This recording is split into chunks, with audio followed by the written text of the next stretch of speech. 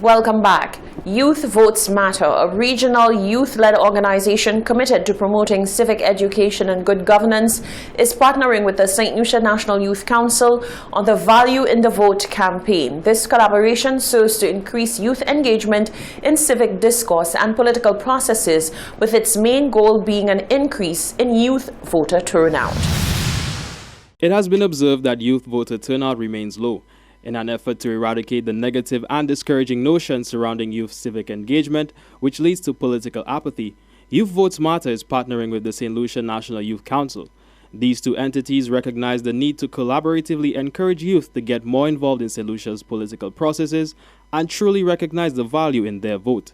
Public Relations Officer Stacey Lafay speaks to why the collaboration is necessary. With the Youth Voter Education, the Value the Vote campaign, we sought to shift the perspective surrounding youth's disengagement in civic discourse and political processes, which is exactly what the Youth Vote Matters organization or campaign seeks to do. We also sought to educate youth on the election process, ensuring that they know about analyzing a manifesto, really paying attention to what these candidates are presenting to you and understanding whether or not it is something that you believe is for you, for your country. In addition, we sought to ensure that the youth voter turnout was increased. Lafay further emphasizes that young people should recognize the power of their vote and how it could possibly be the deciding factor in who governs their constituency and by extension their country. Young people need to see the importance of that one vote. It may seem like one vote, but they need to see the importance of that one vote, especially as it comes to forming the government at the end of the day. We also hope that as a result of this collaboration, that young people would understand the impact of voting, and that we would ensure that political apathy is there as well. We also want to tap into and hope that this collaboration will tap into patriotism, especially amongst our young St. Lucians, to understand that it is not just for self, but you are doing this for country. Lafay says that the goal is to encourage informed voting amongst youth to prevent tokenistic political agendas, and says that this is the very essence of the collaboration. For the Hot 7 Nightly News, I am Karim Nelson. The opposition St. Lucia Labour Party says it is committed to the education of all St. Lucians as well as the improvement of their daily lives. During its manifesto launch on Sunday, the SLP spoke to its plans for education if elected into office. If re-elected into office, the St. Lucia Labour Party has promised to reintroduce the one laptop per secondary school child program.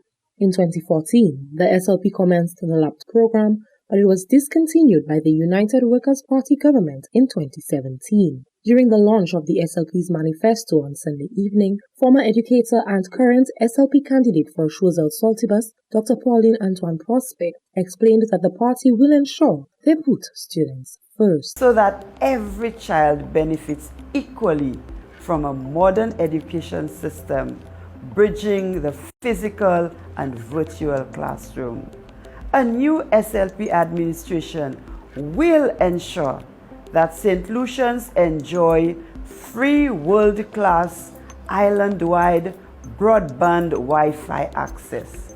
This is urgently required for accelerating e-commerce, e-government, digital education, and work-from-home opportunities, all of which are now unstoppable global trends. Dr. Antoine Prosper explained that the SLP is committed to ensuring that the future cohort of students is well taken care of. She says through education, future income is guaranteed. This manifesto sets a target of one university graduate per household by the year 2035.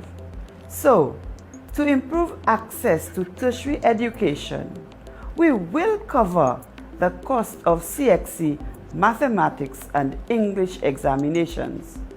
And within 2 years, we'll expand this initiative to do even more for our parents and children.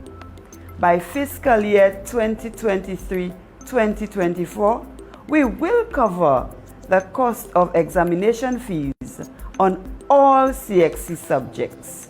We will save parents an average of $300 per child.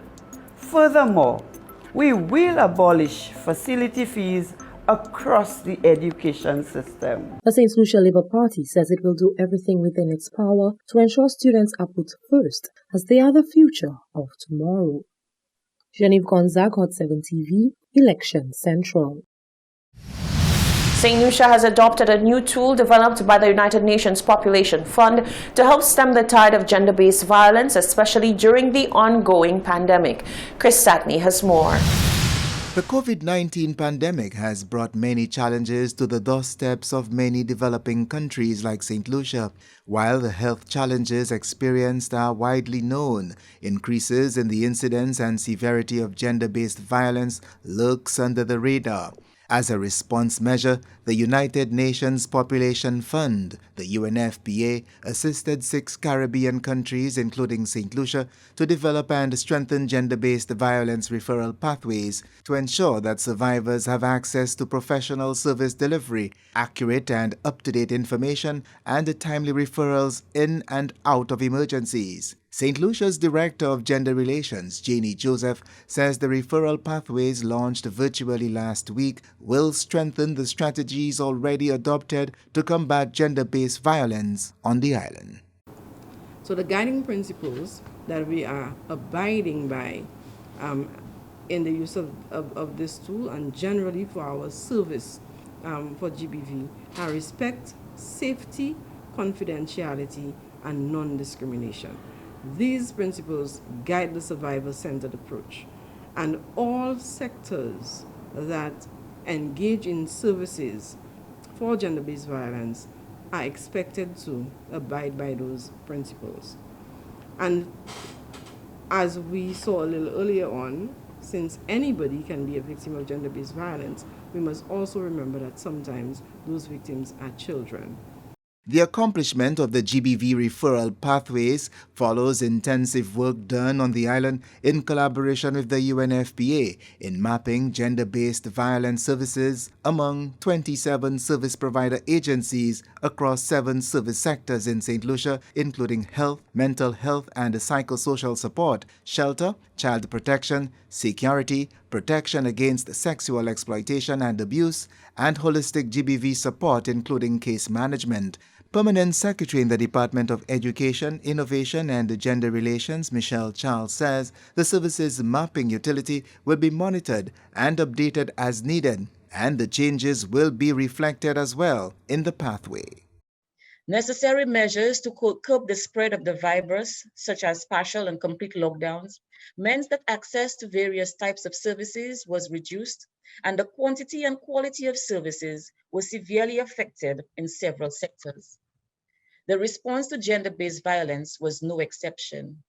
Sadly, survivors of GBV were not always aware of where they needed to go to for help, and even service providers were unsure how to refer their clients to required services.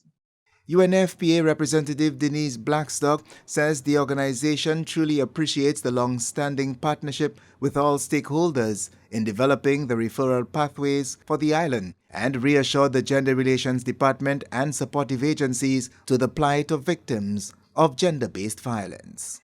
We congratulate the Department of Gender Relations and the Interagency Committee on this significant milestone, recognizing the tireless efforts that have gone into this process since 2020. It's been a very long road, and we're very happy to be at this point.